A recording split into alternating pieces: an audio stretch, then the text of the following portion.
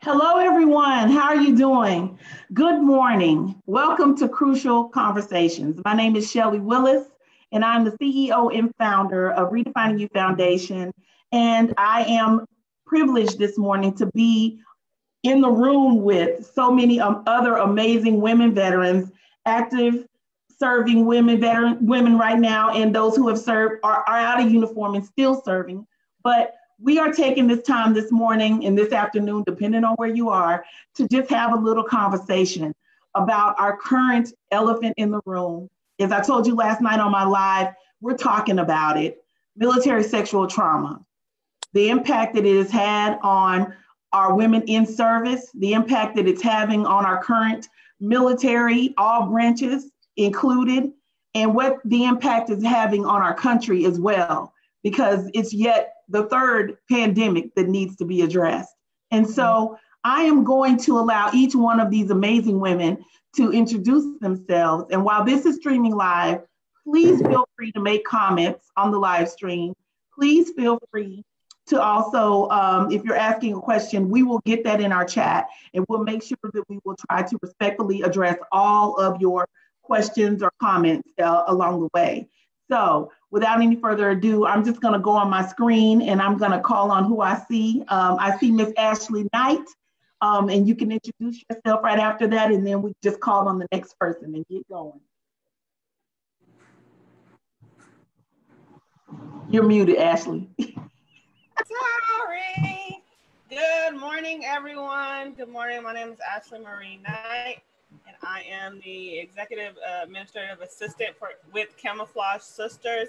I'm super excited to be here on this platform. I served 10 years in the United States Army as a supply specialist, and this is truly a conversation that we need to have, and I'm super excited to be able to shed light and encouragement in this conversation today. So thank y'all for inviting me. All right, we have Miss Lila Holly. Hello, everybody. My name is Lila Holly. I'm a retired Chief Warrant Officer with the U.S. Army. I served 22 years active duty, and I was military intelligence. Don't hold that against me. And I'm super excited to be here. My organization is Camouflaged Sisters. Our function and mission is to be that platform for the stories of women veterans. We've published 6 books so far with 93 co-authors. We're working to release our 7th book this year. And we value the voices of women veterans while creating a platform that honors their stories. Miss Janet Thomas, Sergeant Major, Command Sergeant Major. Good morning. I'm Command Sergeant Major Janet Thomas. I'm currently in transition. I'm actually on transitional leave. I don't actually retire till 1 September, and I'm super excited for everything, Shelly, that you and your team is doing for us as women veterans and being a platform. And I am so privileged to be invited to this group this morning. I just want to say thank you to all you ladies for all that you do for us. And I can't wait to my transition to join you all and come up with a foundation in some way to support our women veterans once I'm done. Thank you. Thank you. We have Chaplain Briggs. Hello, I'm Chaplain Tammy Briggs. I'm currently still on active duty, stationed here at Fort Rucker, Alabama. And I became a chaplain. One of the reasons why I became a chaplain was to specifically affect change in the organization in terms of sexual harassment, sexual assault, and other issues pertaining to all soldiers, but especially particularly for young women who had experienced those things as I did as a junior soldier. So let's do this and let the fight go on. Thank you. I have Miss Bridget McCoy. Hey, how's everyone doing today? Thank you so much for having me.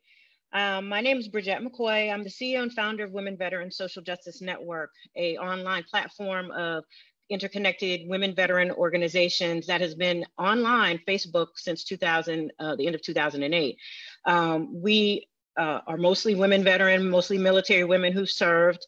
And so we've connected through virtual means, through training and education and information resource sharing. We also have a secondary platform that we manage, which is service when women come marching home. And so definitely in the community and testified relating to military sexual trauma and work with other organizations to change policy and legislation. And also in the most recent movement with Vanessa, the tragedy of Vanessa Guillen. So we've definitely been involved in multiple platform work to support military sexual assault survivors. Oh, and I'm an Army veteran. I usually end up saying that at the end. I'm an Army veteran, served 3 years, data telecommunications. So that's why I love tech. So thank you.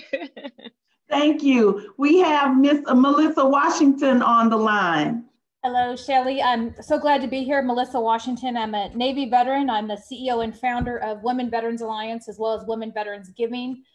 And I appreciate you inviting me to be here. If you haven't heard of our organization, we are a national organization with our main purpose of creating community events online and in person, but also for us to be able to connect women with resources, mentorship, and career opportunities. And again, very thankful to be here today. Thank you. And I know we have Dr. Fisher listening. I didn't know if she wanted to introduce herself. Yes, ma'am. Hi, my name, good morning. Well, good afternoon, everyone. My name is Dr. Joanne Fisher. I'm CEO of Women Veterans United Committee, Incorporated. I'm very glad to be here. I met with the VA Women's Center. They want to hear us. I have sent them your papers all the way up to the Assistant Secretary of Veteran Affairs. I sent it to the Secretary of Veteran Affairs for Maryland. We must be heard. I hear all of us talking about doing things individual. We must come together more, solidify, make sure they're involved because they want to be involved so that we become a more powerful voice. Thank you for hearing me, having me, and I love working with you. I served 15 years. One daughter is hardcore combat and retired, and the other one is also a Navy reservist. So I want to thank you again. Thank you very, very much for having this and having me here. Thank you. Thank you for participating. All right, ladies, let's just get into this conversation. It's we call it a crucial conversation because it's something that we all know needs to be had. And so I want to turn it over to each of you to kind of talk about from your lens, based off of based off of the current percentages, what's the data? What does the data say? And I know, Bridget, you work a lot in this space, and I watched your video that you did that was on the Center for Women Veterans. Talk to us about the data that you've collected in comparison to what we've received on the amount of percentage of women who have suffered from military sexual trauma. So when you break down the numbers, and I typically, if you really just want to know by the numbers, anything related to sexual assault in the military, two organizations, well, the primary organization that I go to is Protect Our Defenders. Protect Our Defenders has been since 2011 or so, 10 or 11 or so, collecting data, testifying before Senate, and engaging advocates and survivors in the conversation. So as far as any of the data is concerned, a new data just came out in 2020, basically saying that the numbers are up. So all of this money that's been spent, all of the different programs that have been put in place, it basically saying that no matter what has happened, the numbers have gone up. Now, some people will try to deflect and say, oh, that's because more people are reporting. A lot of the people who report end up leaving the military. So that's not just a flat number that if they are reporting and they're leaving the military, that's included in the military numbers. So I'm going to pull I'm going to have to come back to that question. I'm going to pull some data from the policy portion of Protect Our Defenders. And for anybody who's listening, you can go to protectourdefenders.com and the information is there. I like for people to be engaged. Although I am an advocate and I support people, giving information, I want people to see the information for themselves so that they are engaged in the process. So that it's not always that, oh, we have to wait until Bridget or somebody who's the subject matter expert comes forward. We want people to be involved in the process. But typically the numbers are 52% of the population are male and 48% are women. But what you have to understand about the community, women serve at a less, there's less women serving. It's about 15 to 20% women serving. So then that means that you're going to have to look at those numbers on a ratio. So on a ratio basis, women are being, are experiencing more sexual trauma than men because our numbers are smaller, right? So that's a big part of the conversation. Gender bias and all of those things are included in that process. So I'm going to defer to someone else for a minute. I'm going to look at the numbers because there were new numbers that came out. I can tell you flat-footed that in 2014 the numbers were up 35%. In 2016 they were up another 18 to 20%, and then in 2018 they were up again, and now the report that just came out says that they're up. So over time, the numbers are continuing to go up. And personally, I believe that that's based on serial predators. That's my focus as an advocate. People can talk about whatever they want to. I want to focus on serial predators. So when you hear me talk, my language is going to be the serial predators in the military, XYZ. So I don't have data on serial predators, but I can give you the numbers that the Department of Defense has released for sexual assault. Okay, thank you. I'm going to shift to Melissa, then Lila and Ashley, and then we're going to go into inside the surface. So let's Melissa, Lila, or Ashley chime in. So we're located here in Killeen, Texas, and so we get, we're right in the thick of this whole case and situation as it unfolded right in front of our eyes. Ashley and I live here in Killeen. So we've been to rallies, we've been, Ashley can tell her story, but she's been on Fort Hood, she's talked to the family and things like that. So for me as a veteran looking from the outside, on the outside looking in, for me, it hit from a leader's perspective. And the first thing I thought was, this soldier was failed through leadership. And it's a sad thing to say. And as a leader, all of us having served as leaders, that's a hard pill to swallow. To know that as a veteran leaving the military, there's just a major leadership failure like this has happened on our watch.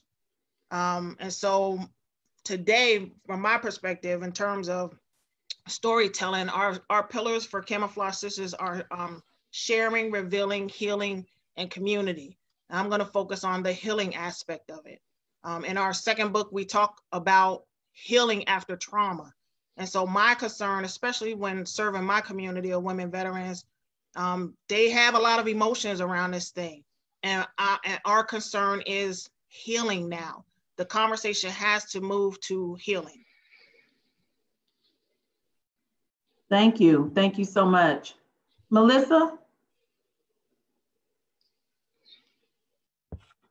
Well, for me, I being here in California, and I know Lila and Ashley can speak because they're in, I guess if you want to unfortunately call it ground zero of what's happening here.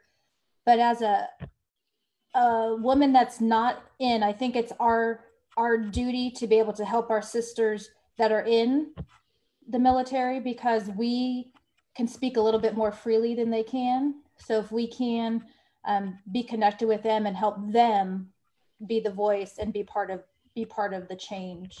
And that's what I'm hoping, something that's what happen going forward, because we do have, organizations that have been at this fight for a long time, and it's time for this fight to end and for there to be resolution. Thank you. Ashley? Definitely, like Melissa just said, we have a little bit more room to speak more freely, and hearing about this situation, that was my initial approach, having access to go on posts and to have that conversation with the family and to really see about getting the answers as far as, let's figure out how we can properly search, how we can properly, effectively assist in this search. And that was the challenge for the family, that people don't realize that they didn't readily have access to, really reach out or to get to their daughter if she lived off post, you know, they would have been able to just go to her house, you know, stuff like that was challenging. And so for us in going into the future, it is really a thing that we should have readily available for individuals with access to be able to, you know, maybe send a team to be able to get to where the soldiers are located or where they were last seen. So that way we could probably, you know, effectively have that conversation with the chain of command, which was the approach that I had when I went on post, you know, to get to the command and to get to her battle buddies and to get where her barracks room was. And it was just, where can we start to search? And that's pretty much the approach that we had. And then another group, we actually were out there on their protest on Women's Veterans Day. They had one on June 12th. And so a couple of ladies from Houston came down and we all joined together. Just speaking on that aspect of, as women veterans, we should all be standing here having this conversation in the faces of the command, whereas as we were speaking to the family, you know, outside of post, yeah, we're showing presence that they're not leaving, and we need to know answers, but we got to be there actively moving. And how could we have better done that was the heartbreaking piece of finding out what actually happened to her. And so going forward, that is what I am mostly interested in with joining with most of these organizations, is how we can better facilitate assisting those families to reach their soldier. Thank you. Dr. Fisher, do you have any data or information you could add to support this conversation? Yes, I do. Could you repeat the question? Because I have my air conditioner running. Can you repeat the question one more time? The question was really around the data that we may currently have. Brigitte gave us some great information and data that she had, but just representing like the percentages of women veterans who have suffered from military sexual trauma, but also like the conversation kind of transitioned also into just responsibility. Well, I want all of you to know that I do like the way that we are talking. I am the Chief of Staff for the Joint Veterans Committee of Maryland, and I deal mostly with the veteran organizations themselves. And when we have problems deep within those organizations because they bring them from inside out. And I have found that when I confront them, which we have to do, they need to be supporting us with this. It should be more than just us standing up there, because a lot of them have come from higher positions or high positions such as us, or low positions or whatever, but we need their support too. This has to be a powerful movement because women are being placed in key positions and the statistics are true. And I love being here with Protect Our Defenders. They are very important to me, as well as SWAN. And we have to organize, but we have to bring in everyone. This is key to the well-being of our women. That's how I personally feel. Thank you. So let's transition to inside the service. What are some statistics or data that you could share with us, Chaplain Briggs, Sermage Thomas, around, you know, what the current pulse is inside the service?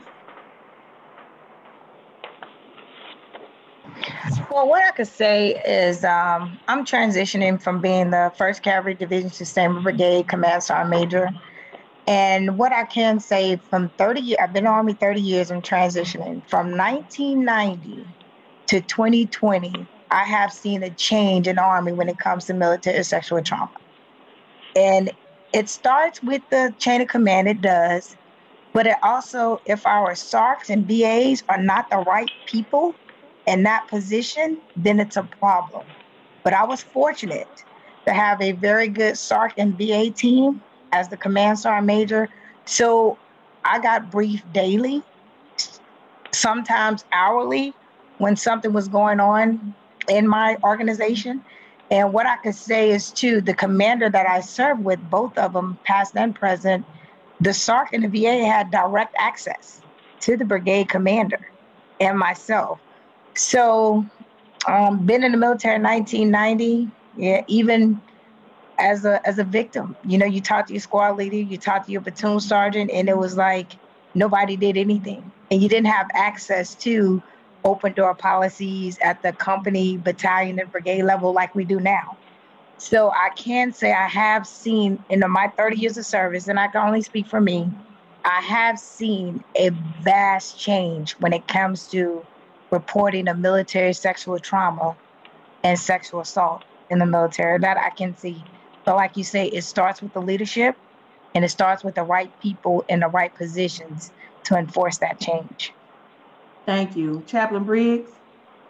Yes, I'm gonna piggyback kind of what Sergeant Major had just said, because I'm a 25-year veteran, and when I remember arriving at Fort Hood in 1995, and I was victimized by my first sergeant, there was only the EO and the I.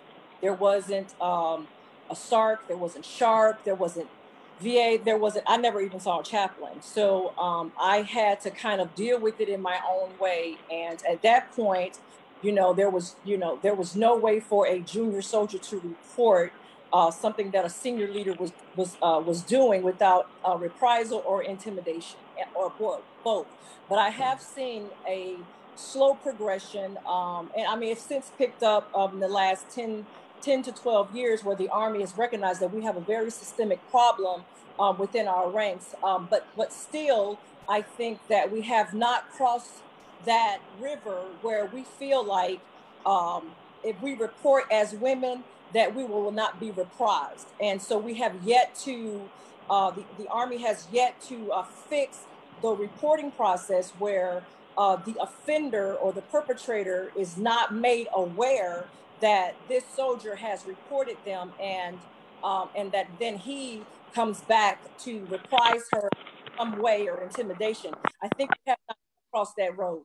And so I also believe that it begins with accountability with the leadership. The leadership has to take accountability, and they have to be very impartial. And I think that the impartiality is missing from the process, because if you report a leader and he or she is friends or whatever with the offender, then they're slower to take justice and to properly make sure that person is held in accountability. And so as a resource in the restricted and unrestricted process, I always try to encourage females, come talk to the chaplain. And particularly me, if you cannot, I try to help females understand, if you don't feel comfortable reporting either in the restricted or unrestricted process to the chaplain or a male chaplain, then there may be a female chaplain on post. Seek that chaplain out. If not, then, Chaplain Briggs is here. But I think that it begins, at the reporting process, and that the unit needs to hold those perpetrators accountable. We cannot continue to save these people. And I think that is the systemic problem. That is at the core of why soldiers don't come forward, because they believe inherently that senior leaders are going to cover senior leaders. And I think for one, that is part of the bigger problem. Thank you. We have Melissa. I would like to know, you served in the Navy, so I really want to get your perspective about the Navy and those experiences or things that you've heard from your fellow Navy veteran sisters that, what are some things, because this came out as it happened to be an Army soldier, but across branches, there's challenges, right? So I really I would look forward in the future to be able to hear from our other sisters who served in other branches about how those branches are actually doing what they're doing, because this is not just this is a systemic issue. This is across all service branches that this is happening. So what can you share with us? Well, I'll just share just even on my own experience. So when I joined the military back in 1991, actually I was in boot camp when Tailhook happened. So if we all remember that was a huge scandal. It was horrible, but that also what had happened from that was where there were sexual harassment classes. Now this is 1991. So if you figure that's all, how long ago that was, we're all almost looking at 30 years ago. I mean, have we seen change? And of course, with any branch, there's probably very much similar things, but also too, in the Navy, if you're on a ship, you're in a confined environment. So that can be a lot different too, is, where does a woman go when she is on a ship in that environment? And I feel it's just so important for us to be able to be able to have those relationships, whether it's with, with the chaplain. I think that's a fantastic resource because, in the Navy, we have chaplains as well.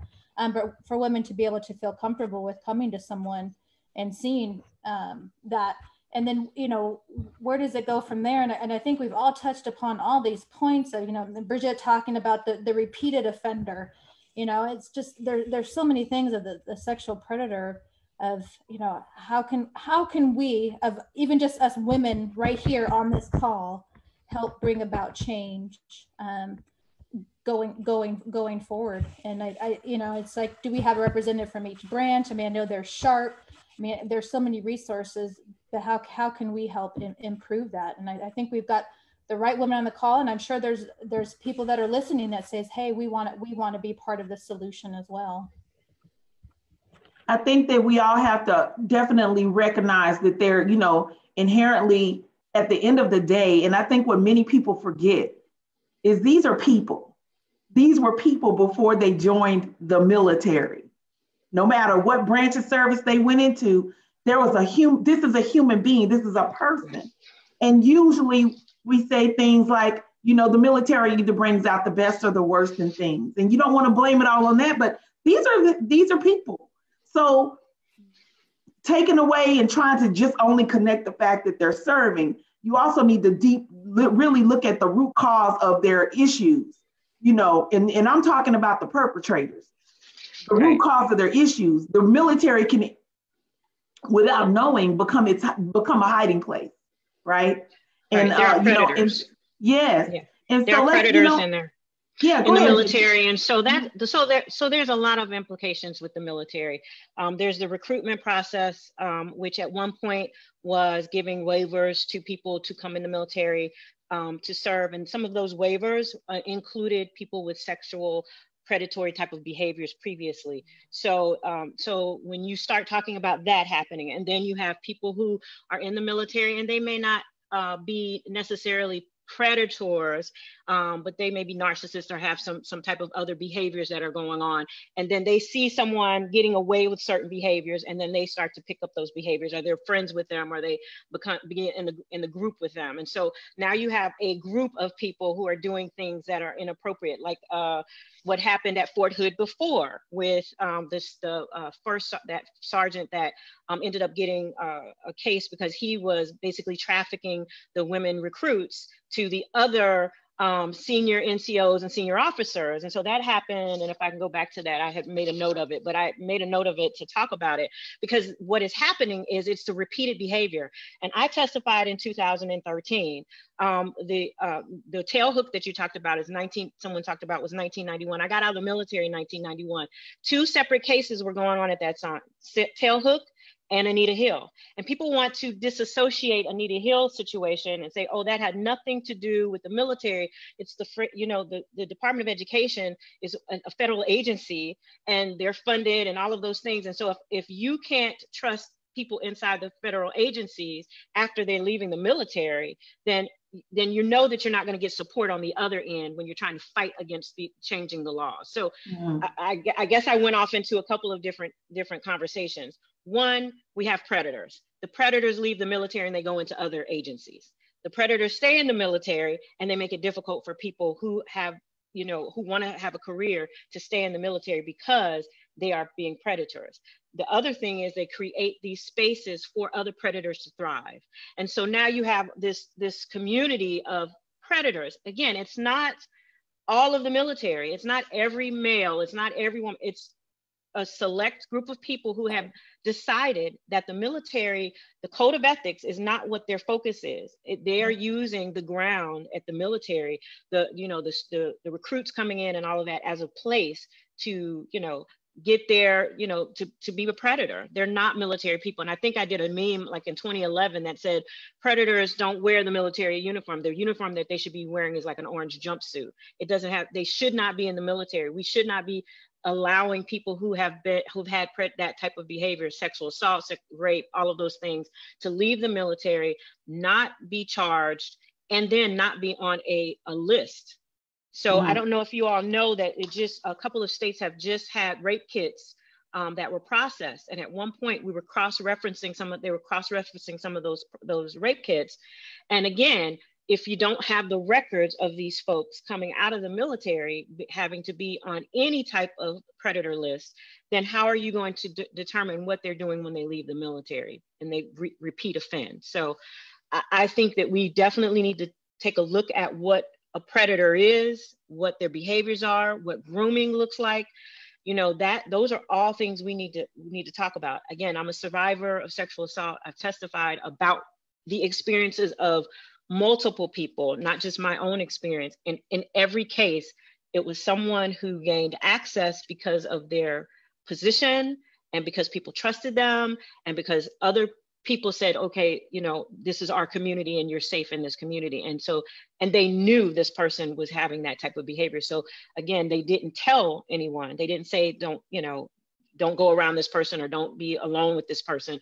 They just let it let people just go out. And so that buddy check, that having somebody's back, that, you know, making sure to have someone six. I think we, in this one instance, in the military community and in the veteran community, I think we fall down and roll over in a ditch on. We just do not have people standing up in a prominent way saying, I will not accept this type of behavior. We will not allow this to stand. And following through with calling their legislators, changing the laws and making sure that things happen in a way that's not just for this moment, because everything is excited and everybody is excited about this one moment, but what is it going to look like in the future? And so this is really a time for us to get, you know, active in a way that, you know, we call our legislators, we make sure that they know that we are, you know, tax-paying citizens and, you know, we're part of their constituency. And if they don't do something, then we will elect people who will, you know, and so that goes into the politics of it. And so again, I kind of jump around in different communities, but I have to get stuff done. I mean, it's okay because it's a thread, right? Yeah, I need people to jump in and get involved and not be afraid to say something. And even if you don't know what to say to a survivor, that's an opportunity for you to say, hey, I don't know what to say. How can I help move whatever it is that you have, you know, have leadership on, move things forward, support you in the community, support the action items that you have, you know, talk to my legislators, tell other nonprofits to put policies in place to not allow predators into those organizations. Because trust me, there's some predators in some nonprofit organizations that are in leadership and they're repeating the same behavior. So we've got to, it's a much bigger conversation. And I also feel like we need the Latina community in this conversation because again, with the Latina and the Latinx in the conversation, because again, we get into groups and we just separate folks and we need to have like cohesive, like conversation. Yeah. So thank you. That's fine. And so Ashley, you had some, I know each of you were asked to bring talking points. Melissa, did you have more to add? No, actually, I had a question for Miss McCoy. Yes. What has there, you know, and I thought about this for a long time, and you may have some data. Is there a way to screen sexual predators out of the military? Is there a way for this to be in the recruitment process? I mean, they screen flat foot out, heart murmurs out. I mean, is there a way that we could screen these individuals out? I believe there is.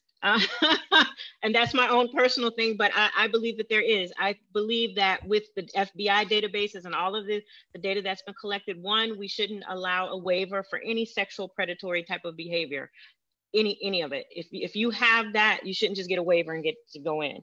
Secondly, once you've had more than one, because there are databases now with the restricted and unrestricted reporting, once you've had more than one, that should be just like a cutoff.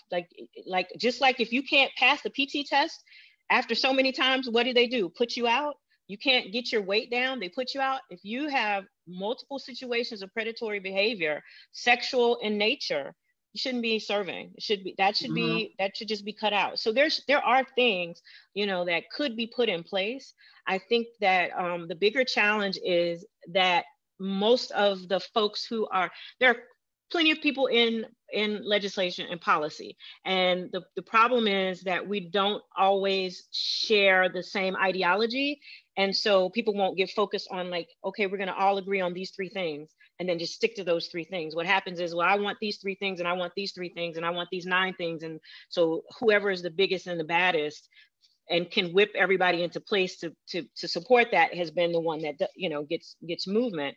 I'm much more of a community-minded person. I feel like we should be able to move policy forward in support. And so it could just very well be like the, you know, like the Bill of Rights for, you know, survivors, or the Bill of Rights for military personnel. I don't even know if with the Ferris doctrine, that would be possible to do something from that angle. But there should be a way to put into policy related to the military that you cannot go in if you have these 9 or 10 things related to sexual predator behavior. And I think that that's the focus, because I know that sometimes things get blurred and people say, well, what happens if somebody, you know, they changed their mind during sex and all that stuff. I can't get into that. I want to focus on sexual predators, because that detracts from the major conversation. So if you're talking about that, let's put together, you know, a resolution of these are the things that, you know, we will continue to not tell our young men and women to serve if you cannot correct these things in the military. And I think that would have some traction if women organizations and all of the veteran service organizations recognize that it's a human rights issue, that it doesn't have to do specifically with it being sexual or women, but it's that it's a human rights. Because remember, I said 52% of the sexual assaults in the military are men. So if you've got those numbers, someone said they did, I posted the link. So if somebody wants to pull those numbers and post them, I think that it was up 19% from last year. So that's huge if we could do something of that nature. Dr. Fisher, I see you took yourself off, brought yourself in. Do you have to add? Yes, something else that she's talking about. I really like the way you spoke. Dropping nuggets. I'm telling you all are really on track. What I want to talk about that we must include the veterans community, because you got to remember, these people come from active duty and they go into the reserves, and then they go into the veterans community. And when decisions are made, they affect some of the decisions for women, for our benefits that we need to get, especially when they go up to Congress. They don't talk about our benefits. They talk about whatever's important to them. And we have to start making changes within veteran organizations, too. How many veteran organizations have you seen come out and talk? I saw the American Legion, but none of them have gone deep into anything, and especially about what has happened to this young woman. They haven't talked about it. I haven't seen anybody put anything out there or gone deep. We must go deeper, because there are men. It's majority men. When the women walk up, they don't even tell them, thank you for your service. They tell all the men, old farts, thank you for your service. And they go up there and they make decisions for us.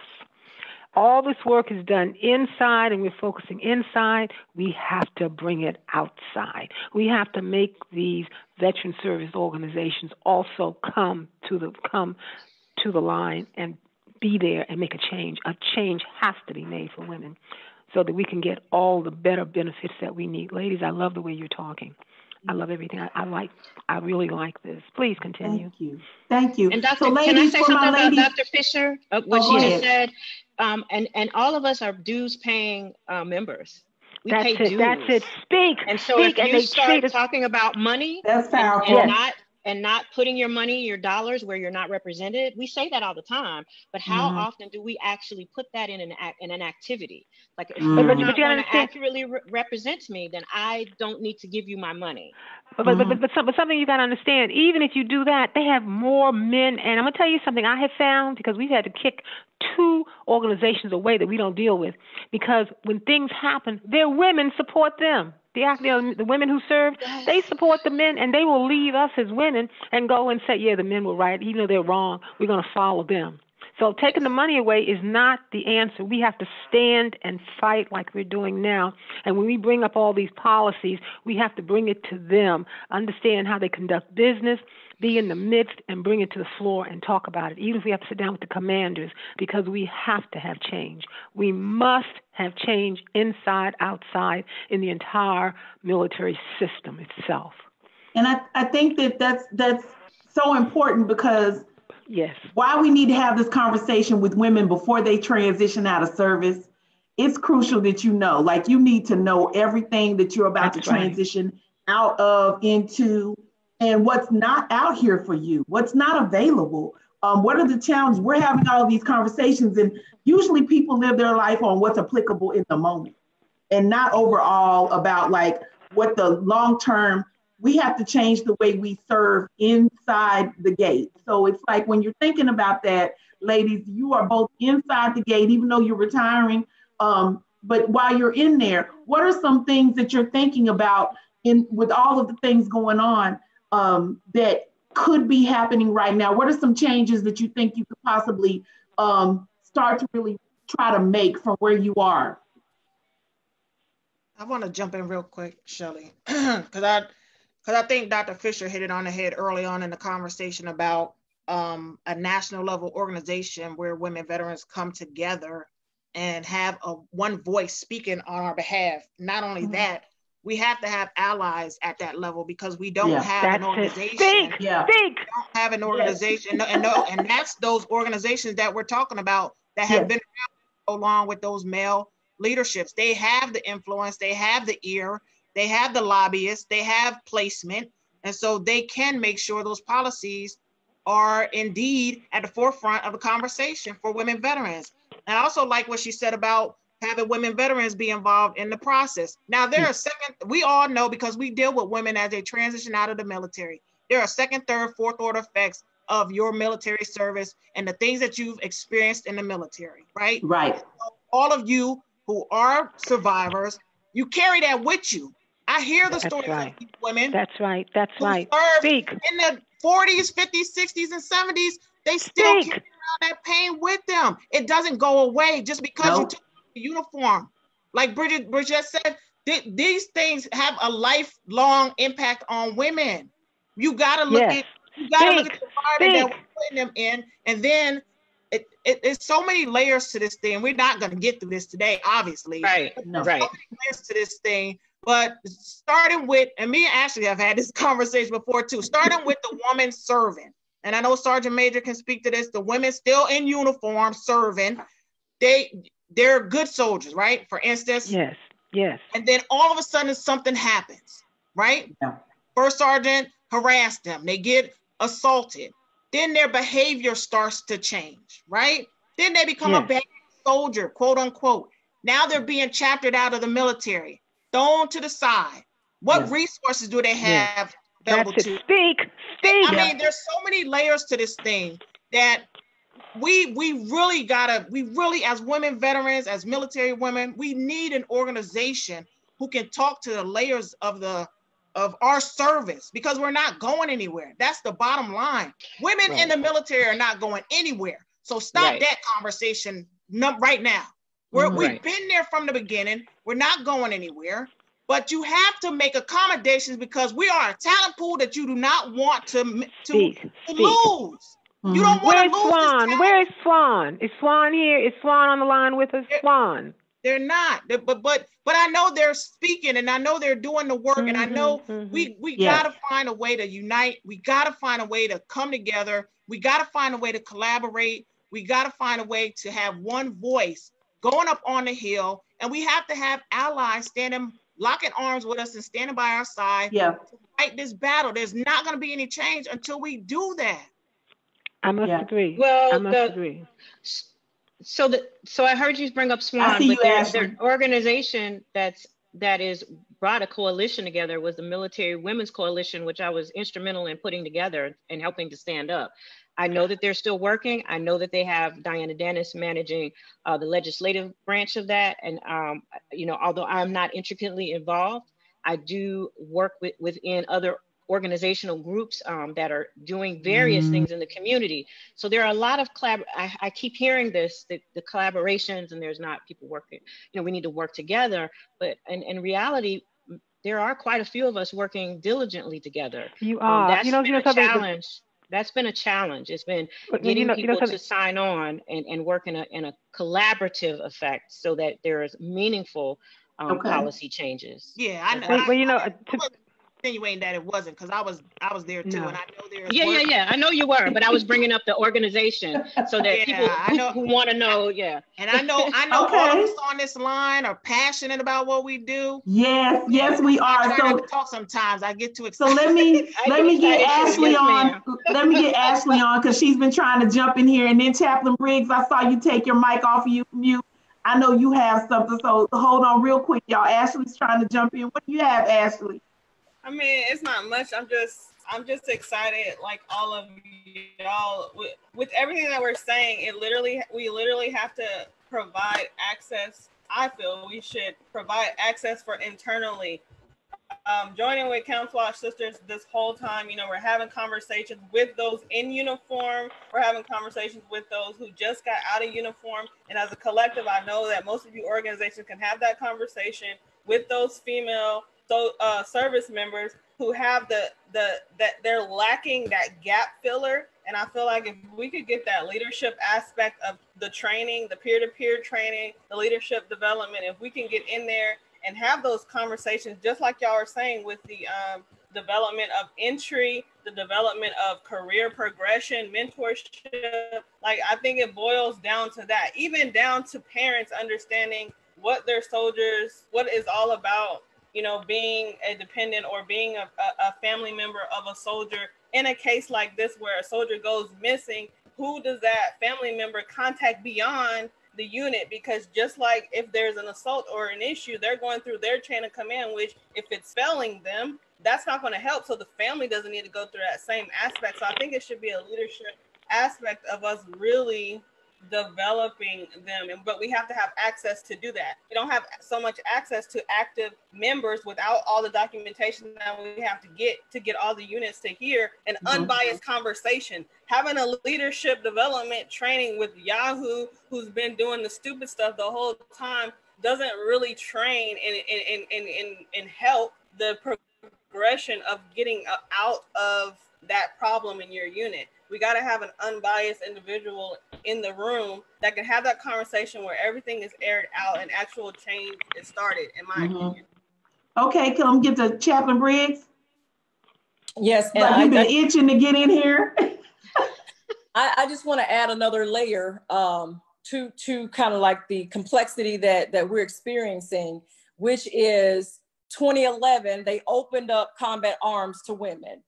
And so the last unit was field artillery, where you had your first wave of lieutenants making captain, and they were coming telling me about the gender bias and the other things, that some of them were, sexually harassed. And I tried to convince, and I really tried to persuade them to report it, but they were, listen at this, they were afraid that if they reported it, that they will not be selected or considered for key positions. That's right.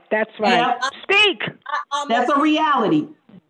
I hit the roof. I'm like, are you kidding me? But the good thing is that our commander, my commander at the time, and the sergeant major was so pro-women. Why? Because the colonel, he and I were the same age, but he said that his mother was in her 70s, and she was the first person in their family in the 70s to get a master's degree, and his wife was an attorney. So he was pro-women, right? But that is not systemic across, that is not across the board. So, he really stood up for us. He gave us a voice. He gave us a platform to be equal in every single way. Dignity and respect, he drove it home. I've seen it done right, but I've also seen it done wrong. And so, those women won't come forward. They won't come forward because they won't get the leader. They won't get a chance to be the XO, the commander, because they reported, and she's a troublemaker. Right. That's right. Like, yeah. Where can they go if they don't feel safe enough to report it? I know we have the sharp Sark and all that, but let me tell y'all something. It's a broken system. It's a broken system depending on who is being reported. Right. So that's right. That's where my heart breaks as a woman of faith, woman of God, and a soldier myself. I wish that I could have like a workaround. You talking about these organizations, if I could come to Camouflaged Sisters, .com and say, hey, I'm being harassed, don't know who, don't know what, they're not really helping me. Is there a local advocate that could help me trying to facilitate this the best way I can so that I can be helped? You know, I just feel be one more layer. Chaplain, you hit it right on the, you hit it right on the head. So I have to ask Sergeant Major a question, and Bridget and Melissa, I see you, Bridget, I see your hand up, but Sergeant Major, you made a powerful statement. I don't think you realize what you said. You said at the beginning when you talked, you said it has to be the right type of person doing that job. That's right. Like, that's right. What's the character? What is the character of that person? Not that military, not the militaryism stuff we talk about, but what type of person is the best fit for a position like that? The best for me, the SARC that I had, she had not only experienced it before and was getting help for herself. She was still doing it as the SARC. So she was very passionate about what she did. She didn't care who the offender was. She didn't care what position they were in. She came to us and she let us know. But I've seen it before in other positions where the SARC was not the right person. They wasn't passionate about what they did. They only did it for promotion or to stay at the duty station. So you know the difference. So now the interview process, you have to be interviewed to be the SARC or the VA. And the interview process, and it depends on the leadership, who's in command at the time, to pick that right person. And I can say I was very fortunate as the brigade CSM to have a very good SARC and VA. Matter of fact, she went on to Fort Benning. She's now the core SARC over there for Fort Benning. So she's moving up and she's really good. And our soldiers, day or night, she made herself available to them day or night. It didn't matter what time it was. It didn't matter who had the phone, who was on duty. If they called her, she was there for them. One thing we did too with the expedited transfer, she made sure it was expedited 24 to 48 hours. If that soldier felt unsafe, she did her job. She did her job. And she made sure that the commander and she made sure we did our jobs as well. Because if she had a person, sounds like she treated them like human beings. Yeah, she did. She made sure, and I had never heard of a battle handoff until I became a brigade CSM. And I was a battalion CSM. And I was like, what do you mean? She said, when we get a soldier from another organization, that's an expedited transfer, the losing command is supposed to call the gaining command and let you know that soldier is coming. So we're there to meet the soldier at the airport and do everything we need to do as the gaining unit to support that victim. And that's so she introduced us to things that we didn't even know. But because she was so passionate about what she did and well educated in what she did, she taught us a lot of things so that way we had a successful program. Yeah, I'm a lieutenant for life. Her name is Master Sergeant Brown Kizzy. She's good. Well, we definitely appreciate those that are like her and have the ability to humanize the victim, and not take away from that. And it's interesting because in the 1990s, they just used compassionate reassignment. Yes. For them to push somebody or get somebody away and get them out of the way. Okay? Compassionate reassignment. And it wasn't in 24 and 48 hours. That individual had to suffer. That individual had to suffer. Right. I know I didn't get one, but I know for a fact that for those that did, and then until then you got, browbeat. And I was in the 82nd Airborne Division my first 6 years of service. Yes. That's a whole other army within the army, all in and of itself. Melissa, you had your mic off and Bridget had her hand up. So Melissa, then Bridget. Go ahead, Bridget, go ahead. So thank you, Janet, for sharing that. I always am very deeply appreciative to hear those narratives because I hear so many of the others. I have to have them to balance out the work. And so thank you. I do know that when you are talking about the expedited transfers, Protect Our Defenders they're not in the news a lot. They don't have a big marketing team and all that stuff, but they work a lot behind the scenes to making sure those types of expedited transfers do happen, especially when people reach out to them. They don't have a big staff. They don't have a big funding. And so I would say that if you are somebody who knows good, solid people like Master Sergeant Brown or different people like that, that they would be in touch with the organization so that we would have a list of good people, just like we would create a list of toxic people, so that we can say, okay, we know that you're reporting this person, they're on our toxic list. You know that you're over here, you need help, we can send you to somebody, because we have a list. We have our own list. Like in Hollywood, they had a list of all the people who were predatory in Hollywood, all the movie execs and all of that, and they just internally created a list. I think that would be helpful.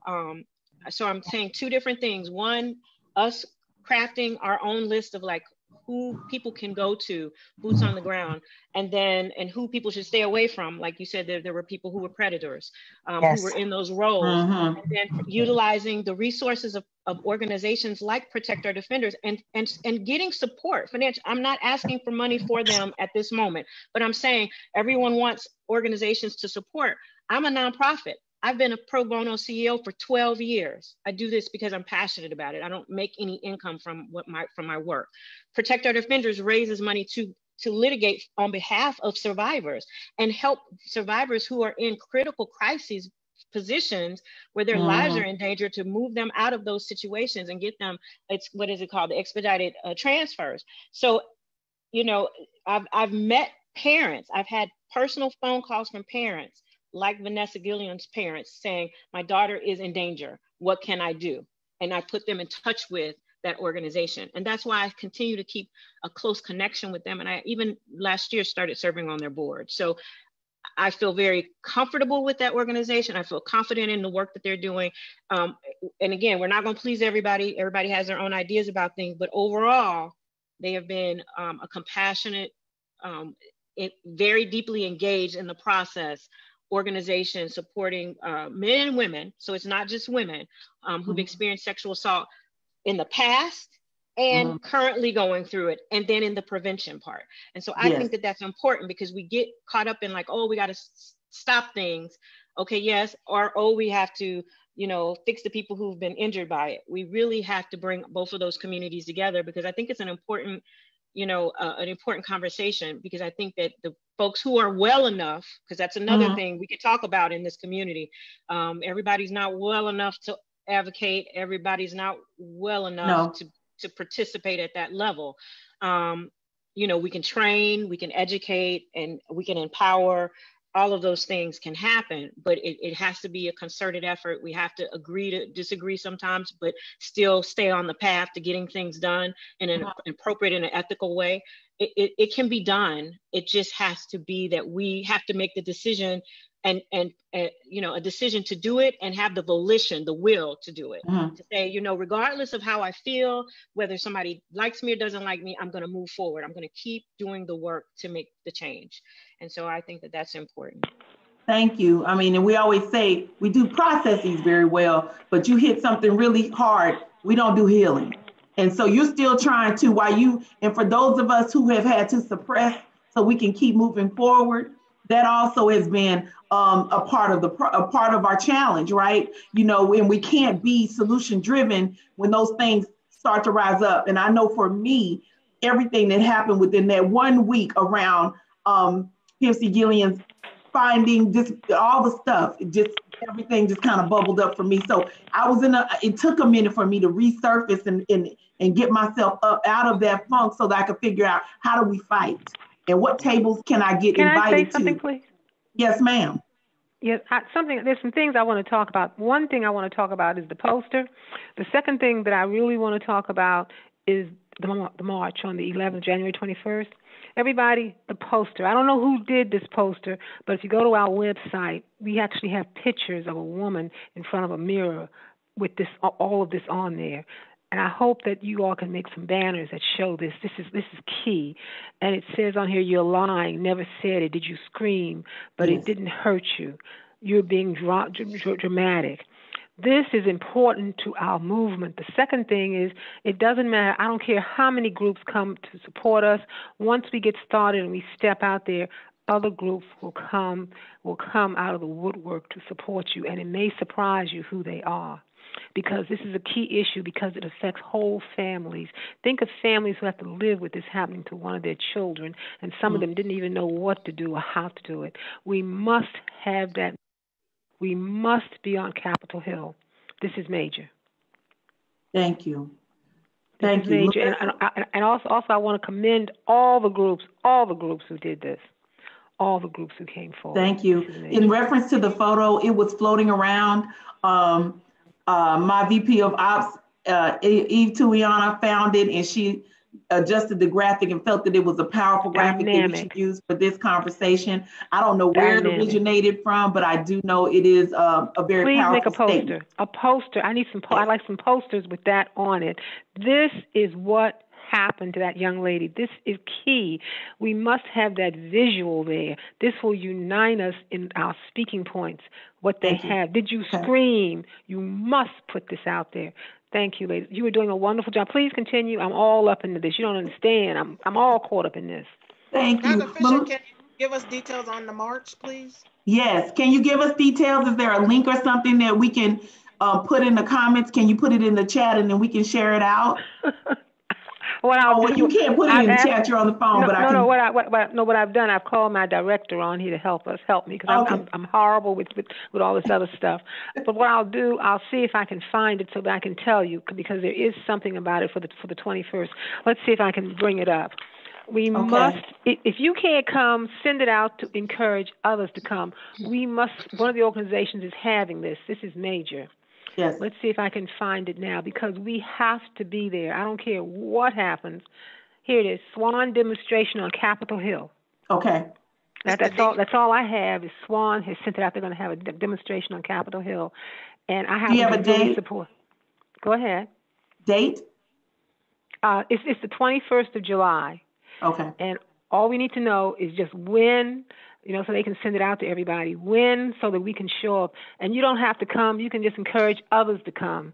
And I'm going to tell you something. You're going to be surprised as to who is going to support your message. And then people are going to get back to you when you have another meeting, because this is powerful. You are doing something very powerful, but you don't see it. As women, we never see us. We never see us because we don't measure us through our women eyes. We measure ourselves through the men eyes. We have to open up our eyes and see what we do is very successful, responsible, encouraging, and we need it now. And we're doing it right. We need it. And also, I talk like this all the time. We need it now. Thank you. Thank you. Yes, ma'am. Melissa, did you have comments? And then I see you, Lila. I do have comments, and I know we've talked about other organizations that are doing other things, and I'm sure we've all seen that there's a National Women Veterans, a sign-on letter, if anyone's seen that. No. It's a Google form, and if anyone wants to fill out their information. But it's one of those things where it's looking at constant and congressional investigation, resignation of everyone in command, shutting down a Fort Hood, halting them. To me, that's just so many things. I feel we need to start to get laser focused on what we can do. I mean, because there's so many different pieces that we can focus on, and I don't think we can do everything. Is it almost like we have to, it's I guess we were saying it earlier, it's been hit several times it's been hit several times to be able to actually, Dr. Fisher, I think can you mute for us? Okay. Dr. Fisher, can you mute for us? Could you let my director into the Zoom, please? She's waiting in the room. Her name is. Oh, okay. Eve, if you hear us, can you let her into the room?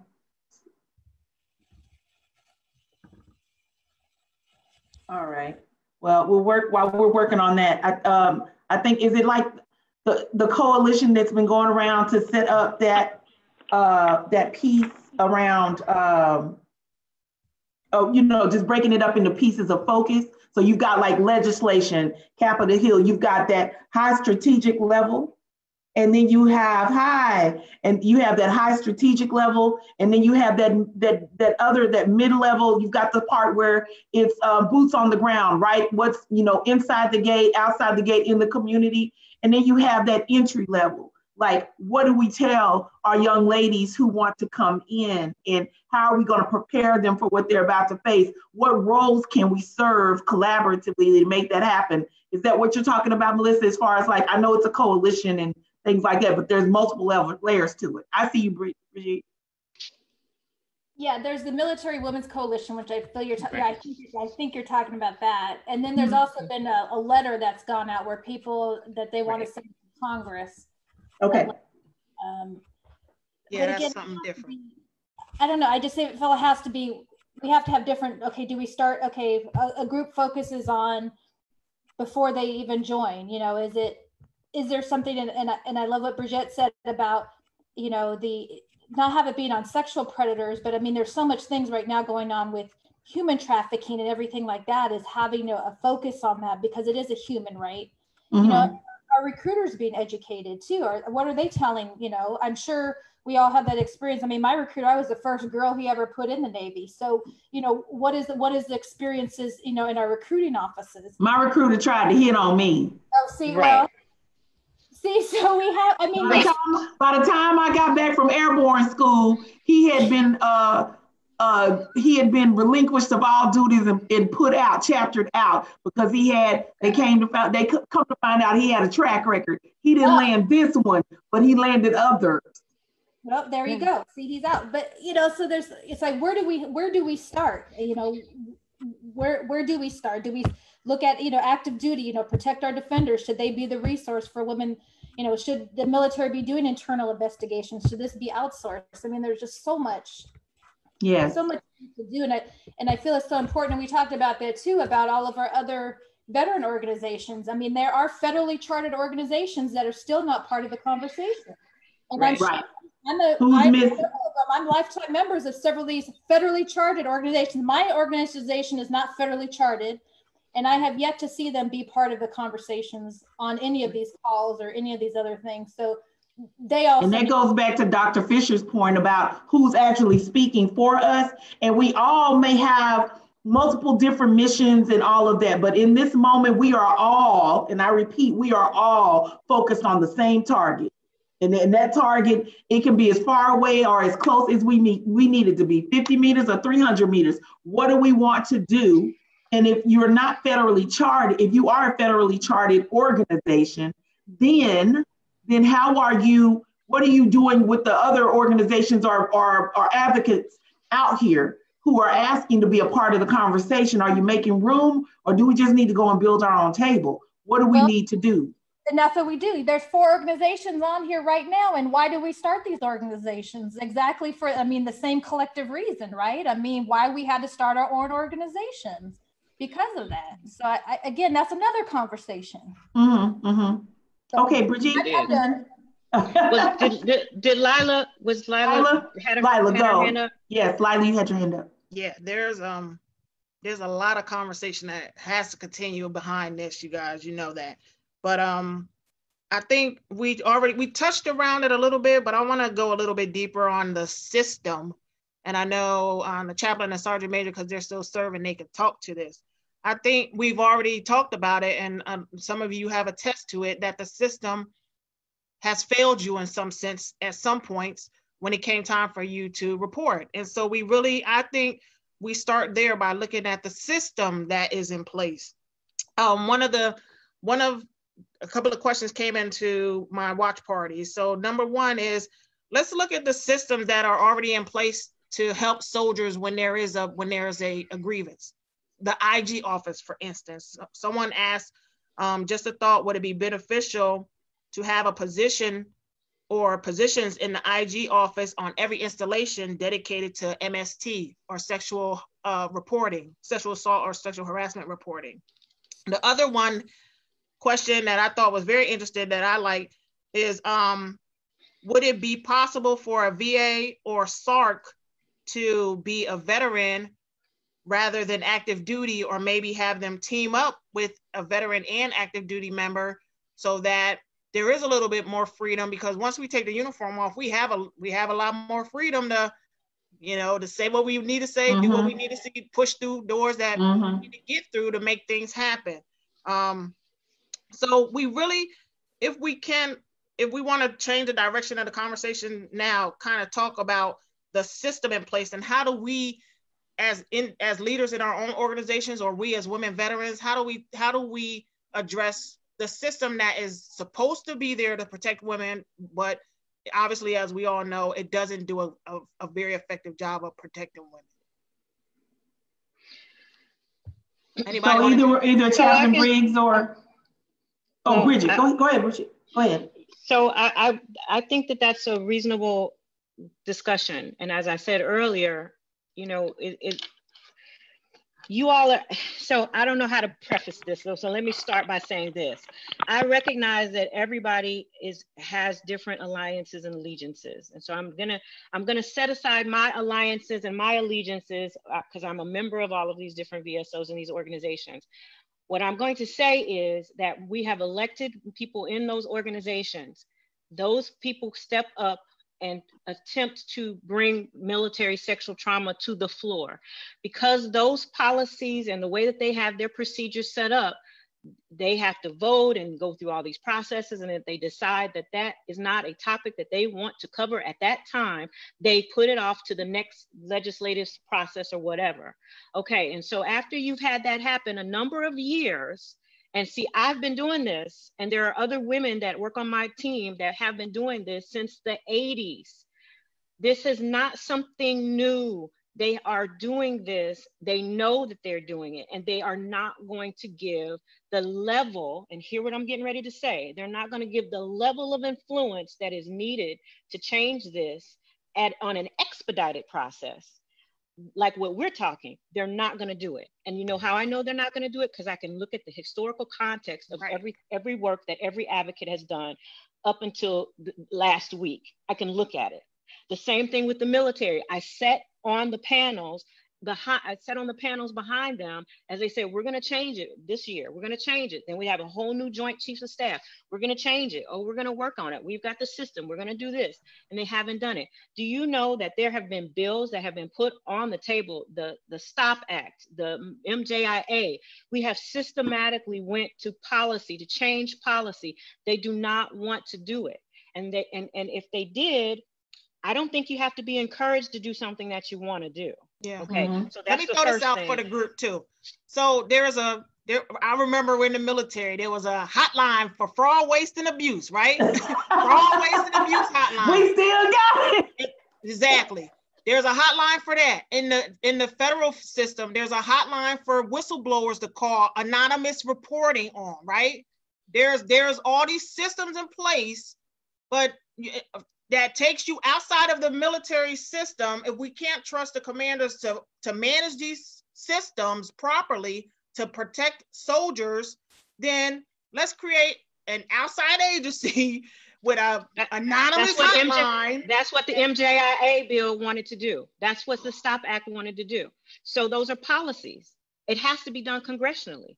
So if you cannot, you know, there's a process, because the military is the military. They have all these you know, regulations. And so those regulations are in place for their purposes. So you either have to change the law, and you can't change the law unless you change it congressionally.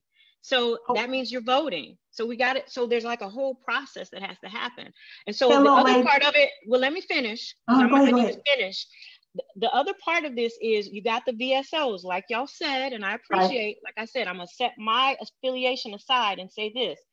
If those VSOs who have federally mandated and wanted to change things, all they had to do is put it in their bylaws, change it congressionally, and then it would be, change it in their documents. They don't have to, you know, even if it was just solidarity, even if it was to say we support this and that and the other, whatever those things are, they have continued to make incremental changes, but the sweeping changes that y'all are talking about, I'm telling you, that tooth and nail with some of these folks to change some of the things, because they don't want to change it. I literally had an argument with a SARC representative because I was years ago fighting to get changes at the VA so that National Guards could be, people who were serving in the National Guard could be seen at the VA if they were MST survivors.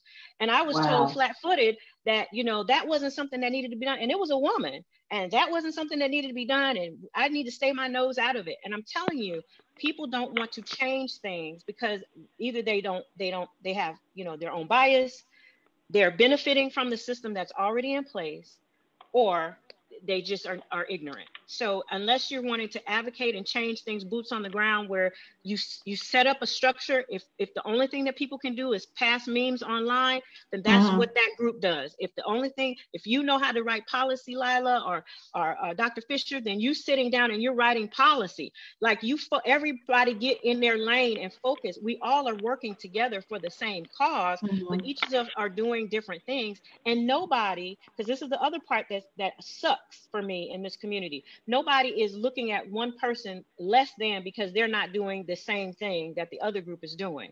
Like if you can't leave your house and the only thing you can do is share stuff on social media, that's part of the cause. That's part of awareness.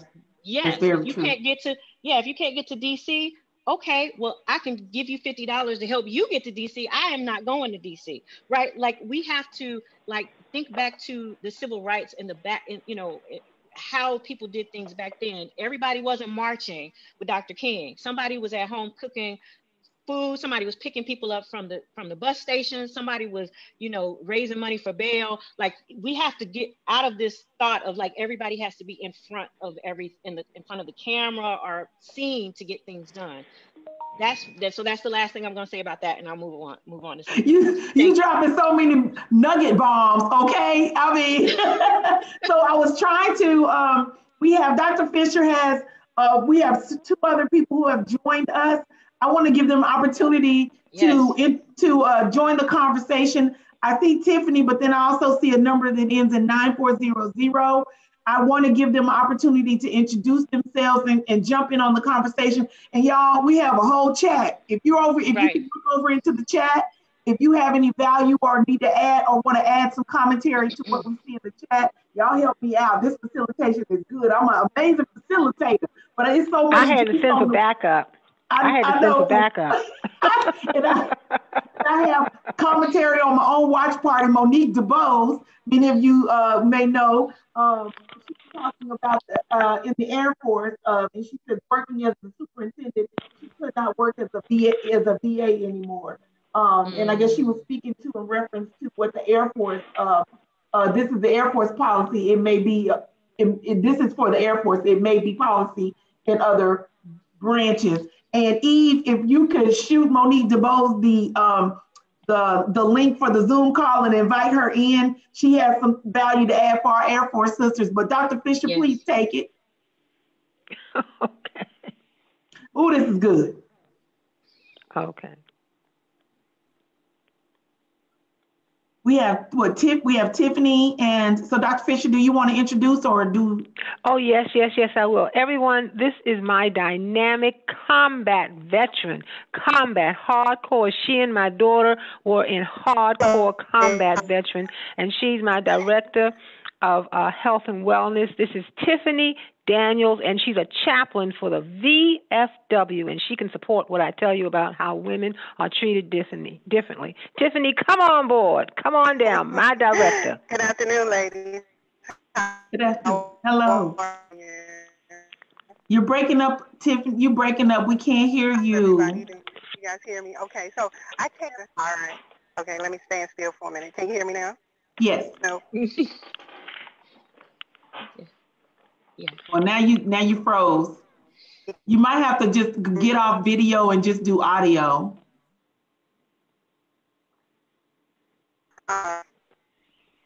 Okay. Can you hear me now? Yes. All right, let me go back around. All right, you hear me all right now? Yes. I apologize. Well, now you broke up on us. Oh my goodness. Came in on the tail.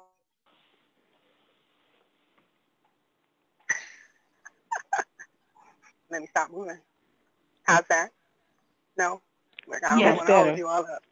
All right. So I came in on the tail end of the command, the chain of command. So I came off active duty right at the time I was leaving Aberdeen. I don't know how many of you remember when Aberdeen started having cases for the sexual harassment. I've also been in, by MOS, predominantly male units.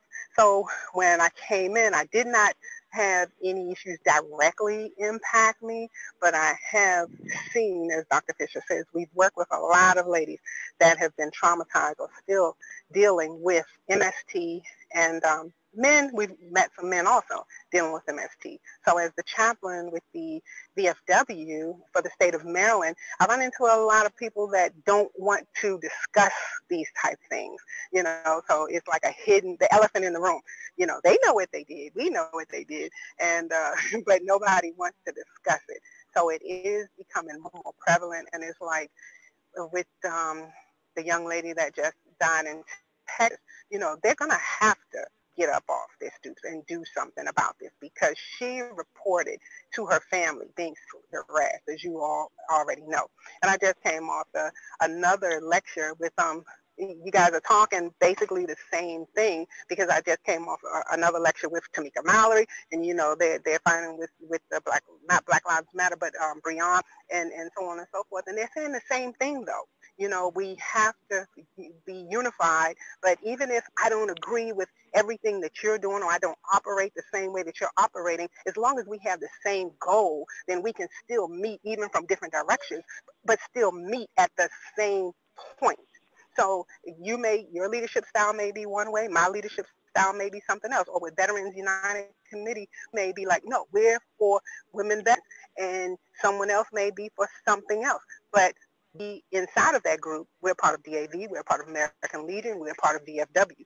So as we have that united force, now is the time that we can push from behind, because I heard Bridget saying, you know, back in the 1980s, oh, well, that was before my time, but as far as having a voice, but back in the 1980s that she was pushing to try to do something. Well, now it's become more prevalent. So it's not too late to pull out some of that stuff that you were pushing, you know, back then. It's never too late. But you have more of an force, you have more attention now, and they are going to have to do something about it. So. Thank you. Thank you so much. Dr. Fisher, did you have something else you wanted to add? No, I did not. I just want you all to continue to talk, because Tiffany and I have to have more so we can go back and we can begin to organize, because we want to support you. We want to organize to support you, to give all of us a stronger voice. We must make a difference. So please continue. Who do you have? Chaplain Briggs, did you have something? Were you waiting on something to say? Yes, I wanted to address something that somebody said about the recruiting, is starting at the recruiting level. I literally just asked last week, I said, why can't we have behavior health therapists at MEPS to screen some of these people before they come in? So I was talking in reference to mental health, because some of the soldiers that I have had to deal with or had to help and to counsel have come in with pre-existing mental health conditions. And I'm trying this was not, how come this was not found? How come it was not discovered? And this is the answer that I got. If we place mental health therapists at MEPS to screen these future soldiers or recruits before they ship to basic training, the recruiting USAREC will not make their recruiting mission. And I said, so we're going to sacrifice manpower on the back end in the unit to try to help these people get their lives together, as opposed to trying to just, screening them out before they, hit the formation. So I just thought that was very interesting. But then a recruiter replied and said, ma'am, to be honest with you, MEPCO, or I guess the command that kind of the MACOM for MEPS is so broken that they can't even get the systems in place in order to even facilitate that type of that screening process. And so at the end of the day, it also goes back to the leaders' values, their values. We instituted, because when most of us came in the military, there was no Army values. There was just the 3 general orders. But yeah, exactly. They initiated the Army values, because guess what they realized? People were coming in the military without any values. So they gave them values to try to ascribe to and to try to help them understand these are the values that you need to have internally in order to serve well, because most of us came in with some type of value system that we got from our parents. But now most of the people that are showing up now in the military, they don't have an internal value system that kind of is their compass to help them understand right and wrong. And so these are some of the things that I am seeing. And I would say that I agree with some civilian outside organization being a part that inculcated into the SHARP program with a green suitor leading. But then we have those civilians, whether they're veterans or, you know, sexual trauma therapists or whomever, right. even former law enforcement, coming in, being a part of that organization, being a part of that system that will bring these perpetrators into accountability. Because as long as we're in the green suit, some of us, I'm sorry, but we think more about upward career progression than the victim. And that's some of the things that I see. And I thank God that Sergeant Major had, that Master Sergeant Brown, that she had enough of, you know, ethical, she had the morals in place to kind of just go after people regardless of whom they were. But that is not the case across the board. And I will tell you that in 2008, and I'm gonna tell you, your story is so intricate to helping these young women understand, to know that it did not just happen to them, it's happened to us. And in 2008, I was diagnosed PTSD, sexual trauma, but I was not, my perpetrator was my platoon leader. I was a sergeant at the time. And she said, even though he never touched you, he still raped you. And I lived with that for a few years. You know, I was suffering from the depression of that event. And people don't understand that how the lifelong and the life-changing impact that has on a woman's psyche, her self-worth, and her self-image. Yes, and that is, let's just for a moment let that kind of sit and marinate. I mean, we are running through, but let's just talk about that cycle of self-destruction, because her life was taken from her, but then there are others who are taking their lives because we don't do healing. And they're a part of that suicide percentage rate. Let's just let that marinate for a minute. Think about that, because we checking boxes and hurting people through these processes, and we making sure we don't look bad as a command, and we're making sure, you know, we're not, you know, we look like we did just enough. But for you to say that whether it was a physical, mental, or emotional assault, those things stayed with you for that amount of time. Those things stayed with all of us over a course of time. And here we are. This is like ignited and refueled a lot of things that were suppressed. And many of us didn't make it to be able to have this conversation today. We have women that come, and when we start digging deep and talking about those personal things that you need to deal with before you can even start to figure out who you are, and they're talking about the rape that you talk about. They're talking about the theft, because somebody took something from me that wasn't meant for them. They didn't have the right to take it. And so then here we are in this moment, and then that individual didn't make it. She's not here today. We have to be her voice. We have to be her voice. So I want to talk about, what do we tell? We have 30 minutes, but what do we do on the front end, on that boots on the ground end? What do we tell when we run across young ladies in our community who are thinking about joining the military? What do we say to the young women going through the process before they go to basic training? What do we do before the seed is planted and starts to grow? What can we do? What are some things that we can do around that? That's a hard question to answer today. I know. I'm gonna just be honest. It's a hard question to answer today. Thank you. Thank you. I think, Shelley, it will take a considerable amount of time, like Lila said. It is not something that, because we're a whole person, right? Yeah. So there's a mind, body, spirit, and then there's the financial elements. There's a social, socioeconomic, and then all of these other things, and then the systems that are in place. You know, there's all of those things that are impacted at a spectrum of ways. It's not just one thing. So I had the experience, someone else had the experience. Those two people you can't create a template. Yeah. Each individual person, you have to approach that conversation with that person absolutely different, because and again, it's going to take so much more conversation. The big thing I think that we have to focus on is, you know, being willing to put your hand, you know, if you're close to that person, say, is it all right if I give you a hug, or is it all right if I just tell you, you know, how much I appreciate you for sharing that with me? I can't give you an answer, I can't help you, but here's a resource for something for you to do while you're going through this process. Like, and again, it's not a template, because it's based on the individual. With the group that I started, you know, it was based on, like, what can I get you to do right now to help de-escalate, you know, where you are, so you don't become, you know, suicidal, so you're not having suicidal ideation. Can I get you in a group with some other women who you can talk to? Oh, you like to paint or draw? Great, I have a group that I can get you in. You know, the things that Lila has put together with the books, I think those are useful. I've heard that some of the vet centers are now using books in the counseling and coaching and things like that within the vet centers.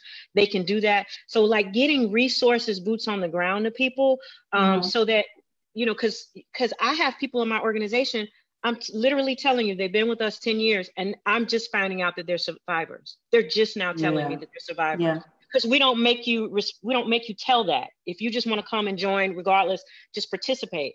So we don't know who's a survivor unless the person articulates that. And guess what else? Some people don't even know they're a survivor until I explain what MST is. I got women who are adamant they are not MST survivors. I'm talking about in the military, out of the military. That didn't happen to me. I don't know why you keep bringing that up. I'm not an MST survivor. And I say, well, you know, I explain what it is. And they say, oh, I didn't know that was MST. I didn't know that counted. So there's still that level of education that has to happen. And you know, when you were talking, I could feel, and all of my sisters here on the panel, I got quiet for a minute because I could feel just like the grief, the grief that we experience, that you cannot share with other people because they don't understand. You're opening yourself up, and it's so horrible and ugly to them because they can't even imagine anything like that. They can't even just hold space for you. And so you have to keep that inside. And so when you somewhere where it's safe, and you know that people are listening, and you know that people are receiving you, regardless of how they feel about what happened, but they're receiving what you're saying as something that deeply hurts you, and they want to hold space for that, then that creates a whole nother thing. So I feel like that is the starting place. There's absolutely no template to do anything for MST survivors. But if there was a template, holding space and letting people tell you in general how they feel about what happened to them is like a big thing. I think that would be the place to start. Thank you. Lila, you put something in the comments. What can you talk to us about what you just said in the comments? I think Ashley has something to share first. Oh, there's Ashley. Go, Ashley. Yes, please. Just to answer your question, talking to those thinking about joining, those who are currently serving during this time where it's up in the air. It is a hard response to have, but at the end of the day, it boils down to I think it's about having mentorship, gaining mentorship, giving resources, like she was saying.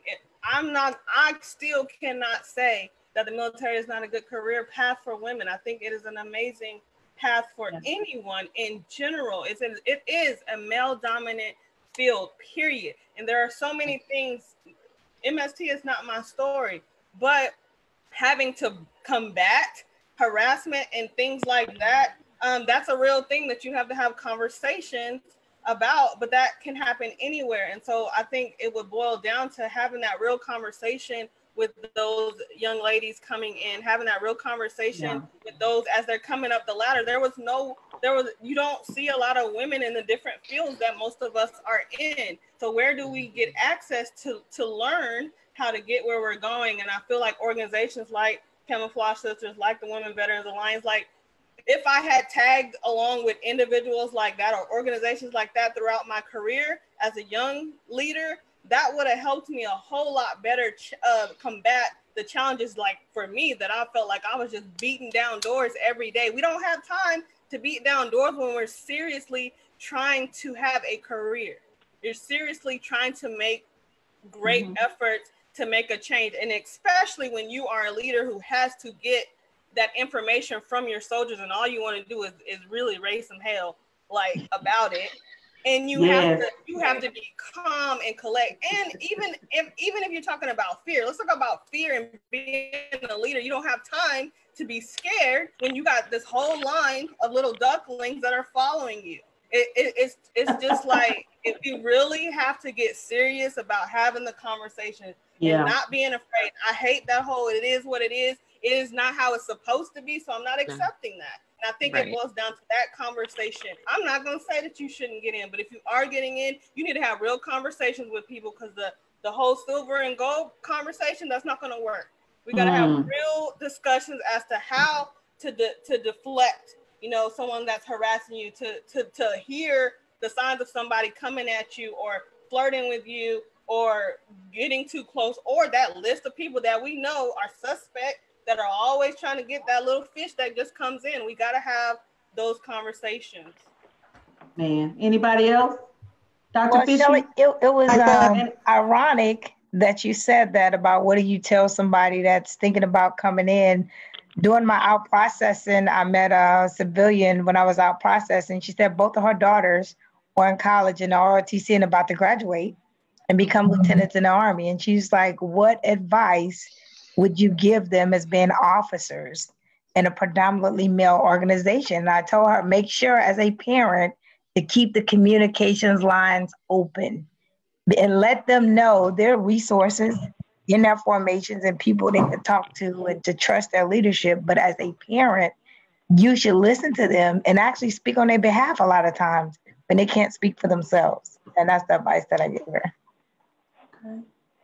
Anybody else? Melissa, Chaplain Briggs, Tiffany? I would share the same sentiment. I'm sorry, go ahead. Go ahead, Tiffany, but I want to hear from the chaplain. Okay. All right. I was going to say, I would share the same sentiment because I was in a predominantly male unit most of the time, and I did have a group of brothers, though, that protected me. So I praise God for that, because it was a lot of times that I didn't realize things were harassment, or when I would come back and educate them to say, hey, guys, you know what, while I'm around, or when another female's around, guess what? You can't talk like that, or you can't have those pictures up, or you can't do certain things. So they allowed me to educate them. And in return, a lot of times when they saw guys coming around, you know, or inappropriately approaching me, they would protect me. So I was blessed in that aspect. But I would also say, in speaking to them, like we do with suicide prevention, we have the acronym for the safe talks and stuff like that. We have to make it so that they are not fearful to talk and know that there won't be retaliation. I've heard everyone here say that they dealt with some type of harassment, and that is the biggest fear when you're that whistleblower, to be suspect to retaliation. So we have to create that safe space where they can feel free to talk, and their chain of command will not shut the doors on them. Thank you. Chaplain Briggs? Why did Leela put me on the spot? Good, Leela. Thank you, Leela. Thank you, Leela. Come on and talk, Chaplain. We need a healing word right now. Come on, talk, Chaplain. Listen, I'm not that chaplain. I'm not her. I'm not the one that's gonna fold my hands, sit back, and play it safe. I'm coming with a sword, and I'm gonna cut heads off. I'm gonna do everything I need. Yes. I'm sorry. And so I honestly don't have any thought for my own career per se to for self-preservation. But you talk about that safe space. And I really need I really need the ladies and men, because some of my transitioning males, right? They have been sexually assaulted. They transitioning from male to female, but have not completed that process. Some of them have been sexually assaulted, and they got the expedited transfer and all of that. But I do need for these women to understand that the chaplain is a safe space. We are that protection. I will walk with you through this process, and hallelujah, I am able to speak to command behind closed doors and let them know where they're missing it. And I'm not gonna wince words. I'm gonna let them know where they're failing soldiers. I'm gonna let them know how I'm gonna empower them with information, tools, and tips to be able to make sure that they know exactly which direction to go. I'm not gonna let them drop the ball, but I'm only one person. However, I do all that I can to make sure that this is not a storyline where I am located. And so it's all about trying to get your face out there, seeing people, meeting people, and making yourself approachable so that the soldiers can feel like they can come and talk to you about what is going on with them. Thank you. Well, Leila, look here, Miss Holly. You, then Melissa, we want to hear from you, then Dr. Fisher. Well, I want to touch back on the battle buddy. Did you say me? I'm sorry. No, I was just letting. Okay.